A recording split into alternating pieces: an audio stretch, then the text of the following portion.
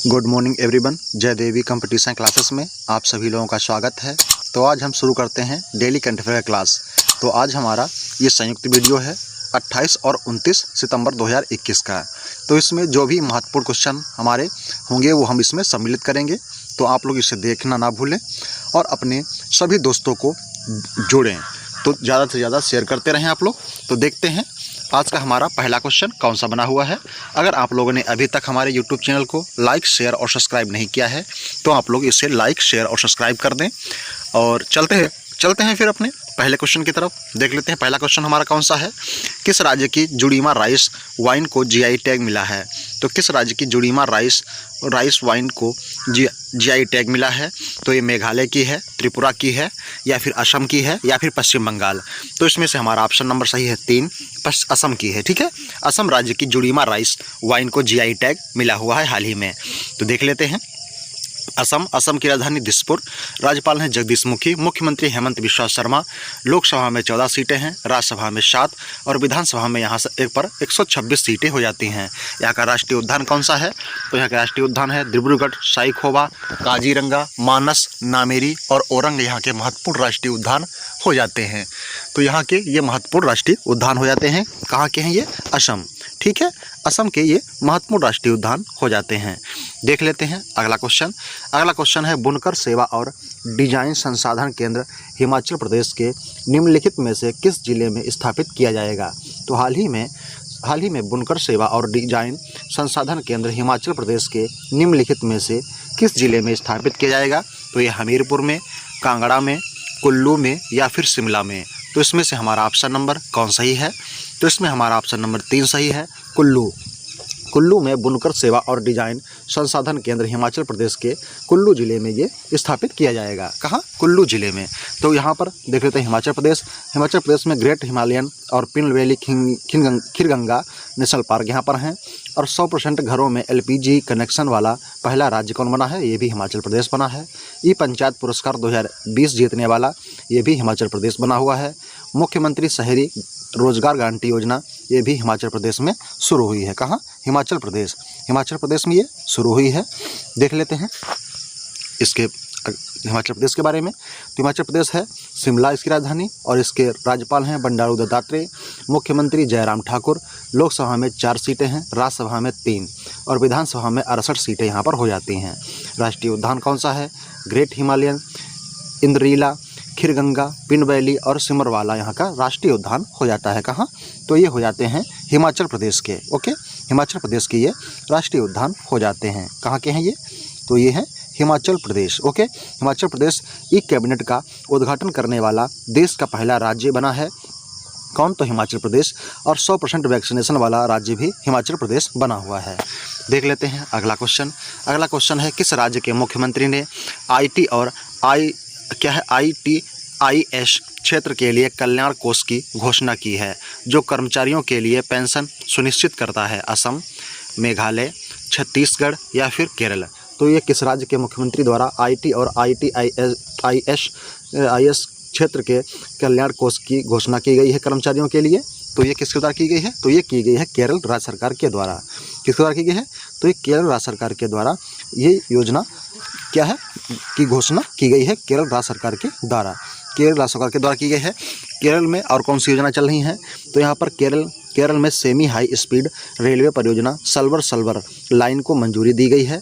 और केरल में पहला ह्यूमन मिल्क बैंक खुला है। और केरल में ही भारत का पहला श्रम आंदोलन संग्रहालय केरल की अलप्पा झुआ में खोलने का निर्णय लिया गया है। और केरल में ही भारत का पहला पूर्णतः डिजिटल प्राथमिक स्वास्थ्य प्रदाता राज्य बना हुआ है। कौन? केरल। और केरल में ही महिला सुरक्षा हेतु पिंक प्रोटेक्शन प्रोजेक्ट केरल से ही लॉन्च किया गया ये है। और पहले चिकित्सकीय उपकरण पार्क की स्थापना ये भी केरल में की जा रही है। कहाँ? केरल में की जा रही है। ओके, देख लेते हैं अगला क्वेश्चन।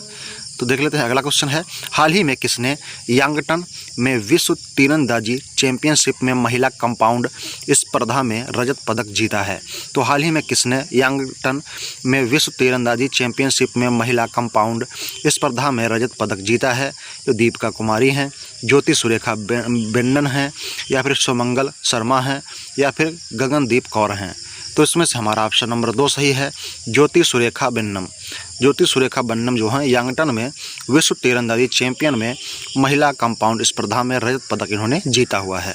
तो ये हैं, ठीक है, यही हैं ज्योति रेखा। ठीक है, अगला क्वेश्चन देख लेते हैं। हाल ही में रूसी ग्रैंड प्रिक्स 2021 किसने जीती है? तो हाल ही में रूसी ग्रैंड प्रिक्स 2021 किसने जीती है? तो ये माइकल शूमाकर, फिर क्या है वेस्टियन वेट्टल, या लुइस हैमिल्टन, या फिर इनमें से कोई नहीं।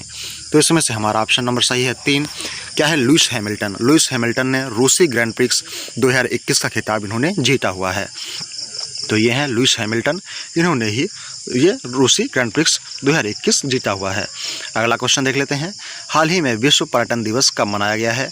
हाल ही में विश्व पर्यटन दिवस कब मनाया गया है? तो ये 24 सितंबर, 25 सितंबर, या फिर 26 सितंबर, या फिर मनाया गया है 27 सितंबर। तो इसमें से हमारा ऑप्शन नंबर कौन सही है? तो इसमें हमारा ऑप्शन नंबर सही है 4, 27 सितंबर। 27 सितंबर को विश्व पर्यटन दिवस मनाया गया है। कब मनाया गया है? तो ये 27 सितंबर को विश्व पर्यटन दिवस मनाया गया है।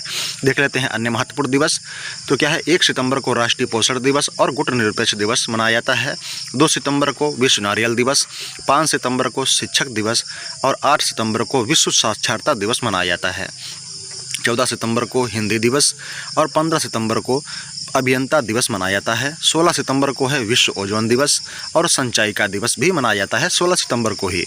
17 सितंबर को विश्वकर्मा जयंती, 20 सितंबर को रेलवे पुलिस बल RPF का स्थापना दिवस है और 21 सितंबर को विश्व अल्जाइमर दिवस और अंतर्राष्ट्रीय शांति दिवस 21 सितंबर को ही मनाया जाता है।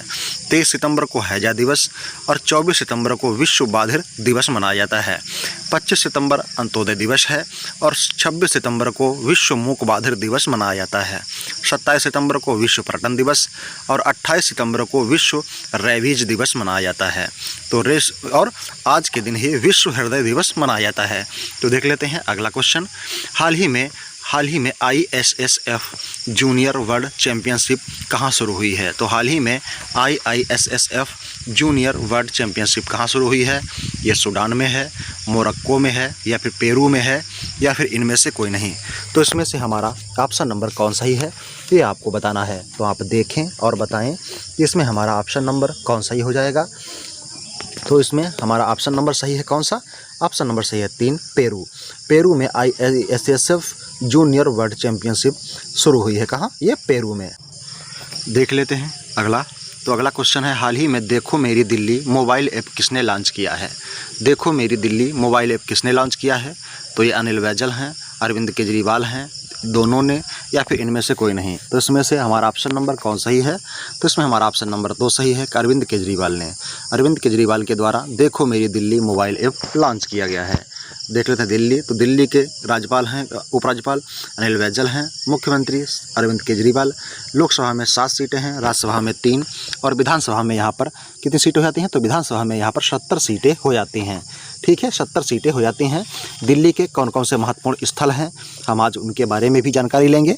तो दिल्ली में कुतुब मीनार की नींव किसने रखी थी? तो ये कुतुबुद्दीन ऐबक ने रखी थी और 1199 ईस्वी में। ठीक है, किसने?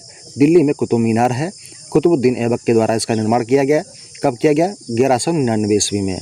फिर है दिल्ली में है लाल किला शाहजहाँ द्वारा बनवाया गया था 1648 में। कब? 1648 में। और जामा मस्जिद ये भी दिल्ली में है, इसको भी शाहजहाँ ने बनवाया था 1650 से 1656 ईस्वी में। ओके।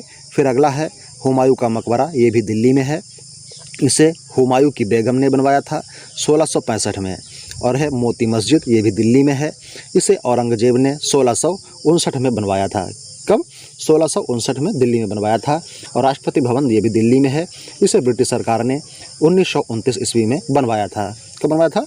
तो 1929 ईस्वी में राष्ट्रपति भवन को बनवाया था।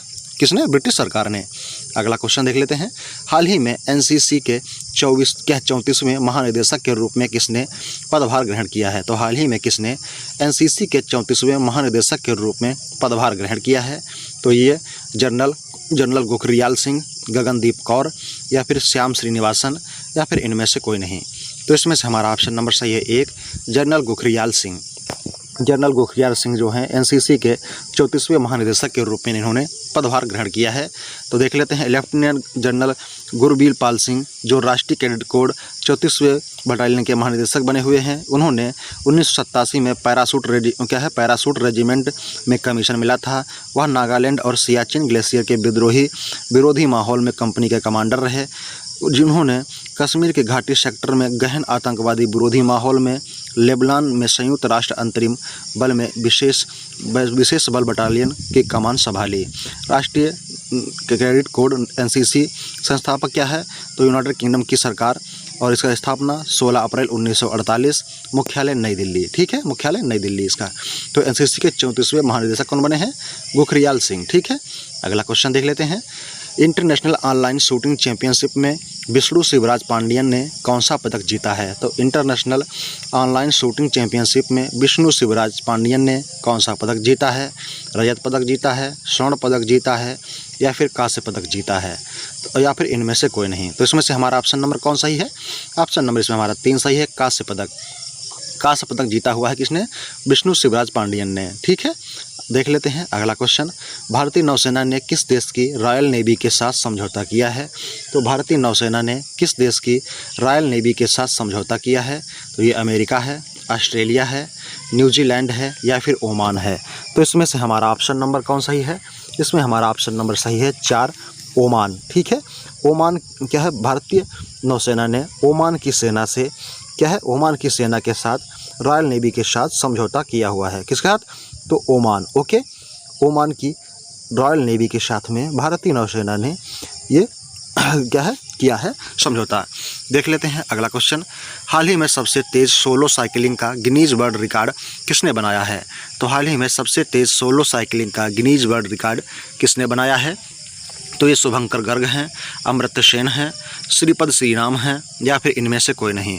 तो इसमें से हमारा ऑप्शन नंबर सही है 3, श्रीपद श्रीराम। श्रीपद श्रीराम इन्होंने तेज़ सोलो साइकिलिंग का गिनीज वर्ल्ड रिकॉर्ड बनाया हुआ है अभी हाल ही में।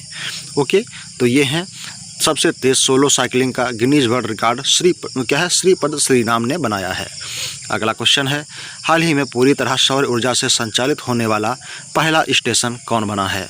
तो हाल ही में पूरी तरह से सौर ऊर्जा से संचालित होने वाला पहला स्टेशन कौन बना है? तो ये कौन सा बना है? मथुरा जंक्शन, या फिर बना है इलाहाबाद जंक्शन, या फिर बना है लखनऊ जंक्शन, या फिर बना हुआ है ये चेन्नई जंक्शन। तो इसमें से हमारा ऑप्शन नंबर सही है, option number 4, Chennai junction. Chennai junction पूर्णतः सौर ऊर्जा से संचालित होने वाला पहला स्टेशन बन गया है।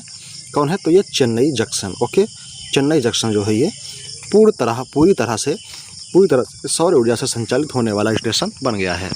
अगला क्वेश्चन देखते हैं। हाल ही में T20 प्रारूप में 10,000 रन बनाने वाले पहले भारतीय बल्लेबाज कौन बने हैं?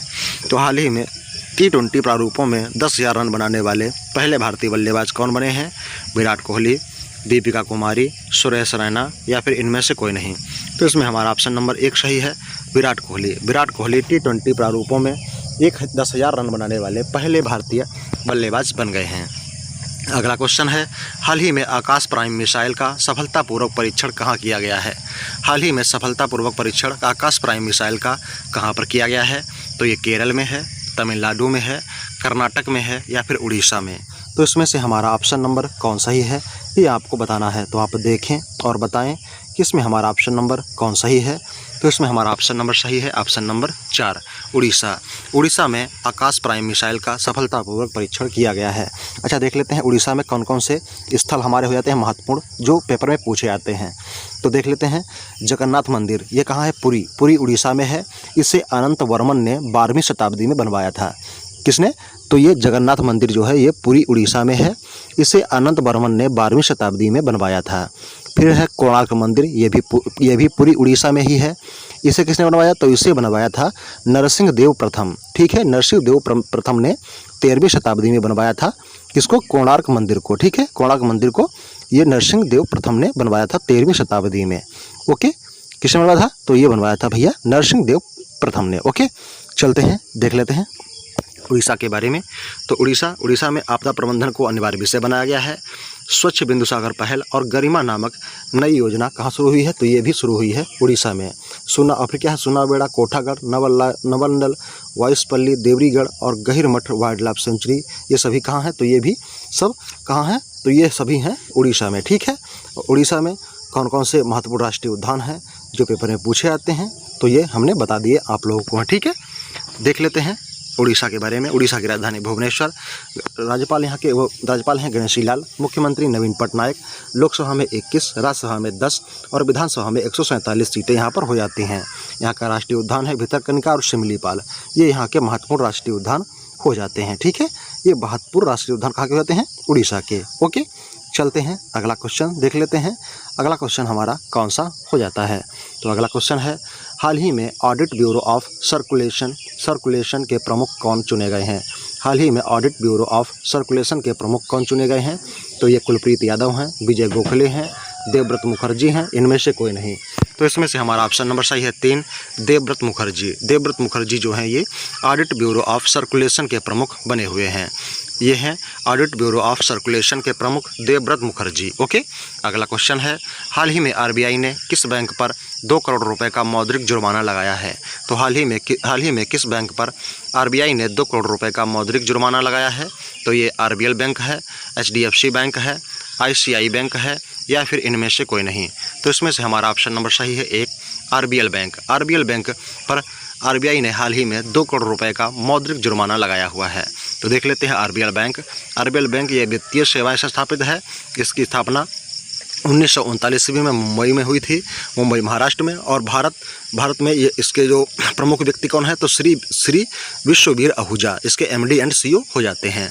अगला क्वेश्चन है, हाल ही में यूएई के दूसरे सबसे बड़े व्यापार भागीदार के रूप में कौन सा देश उभरा है? तो हाल ही में यूएई के दूसरे सबसे बड़े व्यापार भागीदार के रूप में कौन सा देश उभरा है? भारत, नेपाल, भूटान या फिर बांग्लादेश। तो इसमें से हमारा ऑप्शन नंबर सही है ऑप्शन नंबर 1। कौन सा है? भारत। भारत जो है ये यूएई के दूसरे सबसे बड़े व्यापार भागीदार के रूप में उभरा हुआ है। ओके, अगला क्वेश्चन देख लेते हैं। अगला क्वेश्चन है, डीआरडीओ ने उड़ीसा के चांदीपुर में एकीकृत परीक्षण रेंज से निम्नलिखित में से कौन सी मिसाइल के नए संस्करण का सफलतापूर्वक परीक्षण किया है? तो ये पृथ्वी है, सूर्य है, आकाश है या फिर नाग। तो इसमें हमारा ऑप्शन नंबर सही है आकाश। ओके, आकाश का सफलतापूर्वक परीक्षण इसलिए किया गया है उड़ीसा में। ठीक है, अगला क्वेश्चन है, उड़ीसा की राजधानी भुवनेश्वर, राज्यपाल गणेशी लाल, मुख्यमंत्री नवीन पटनायक, लोकसभा में 21, राज्यसभा में 10 और विधानसभा में 147 सीटें हो जाती हैं। अगला क्वेश्चन है, क्या है नीमाबेन आचार्य निम्नलिखित में से किस राज्य विधानसभा की पहली महिला अध्यक्ष बनी है? तो नीमाबेन आचार्य निम्नलिखित में से किस राज्य विधानसभा की पहली महिला अध्यक्ष बनी है? कर्नाटक की, उत्तर प्रदेश, गुजरात या फिर महाराष्ट्र। तो इसमें से हमारा ऑप्शन नंबर सही है गुजरात। गुजरात की क्या है? नीमाबेन आचार्य जो हैं ये विधानसभा की पहली महिला अध्यक्ष बनी हुई हैं। कौन है? तो ये गुजरात की हो जाती हैं नीमाबेन आचार्य। कहाँ की हैं? गुजरात की हैं।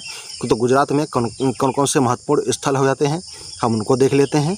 तो गुजरात में हो जाता है हमारा पहला है, कौन सा है? तो पहला हमारा गुजरात में है साबरमती आश्रम। साबरमती आश्रम का जो इसकी स्थापना महात्मा गांधी ने की थी, ये 1916 में। ठीक है, साबरमती आश्रम की स्थापना 1916 में महात्मा गांधी के द्वारा की गई थी। ओके, चलते हैं देख लेते हैं। यही है क्या है? नीमाबेन आचार्य। ओके, अगला क्वेश्चन देख लेते हैं। तो गुजरात की राजधानी गांधीनगर, टोटल जिले हैं 33, गठन 1 मई 1960, सरकार गुजरात सरकार, राज्यपाल हैं आचार्य देवव्रत, मुख्यमंत्री भूपेंद्र भाई पटेल भाजपा से हैं, विधानसभा 1 सदनीय, विधानसभा में 182 सीटें हैं और राज्यसभा में यहाँ पर 11 सीटें, लोकसभा में 26 सीटें और यहाँ का उच्च न्यायालय गुजरात उच्च न्यायालय हो जाता है। अगला क्वेश्चन है, आईपीएल के इतिहास में एक टीम के खिलाफ 1000 रन बनाने वाले पहले क्रिकेटर कौन बने हैं? रोहित शर्मा, सुरेश रैना, विराट कोहली या फिर इनमें से कोई नहीं। तो इसमें से हमारा ऑप्शन नंबर सही है 1, रोहित शर्मा। रोहित शर्मा आईपीएल के इतिहास में एक टीम के खिलाफ 1000 रन बनाने वाले पहले क्रिकेटर बन गए हैं। कौन है? रोहित शर्मा। रोहित शर्मा ने मुंबई इंडियंस के कप्तान रोहित शर्मा ने इंडियन प्रीमियर लीग के इतिहास में फ्रेंचाइजी के खिलाफ 1000 से अधिक रन बनाने वाले पहले भारतीय खिलाड़ी बन गए हैं। इन्होंने अनूठा रिकॉर्ड बनाया है। इन्होंने अबू धाबी आईपीएल 2021 में कोलकाता नाइट राइडर्स के खिलाफ 33 रन की पारी के दौरान यह उपलब्धि हासिल की। वरुण चक्रवर्ती की गेंद पर फाइन लेग की गेंद पर बाउंड्री के साथ लैंडमार्क तक पहुंचे।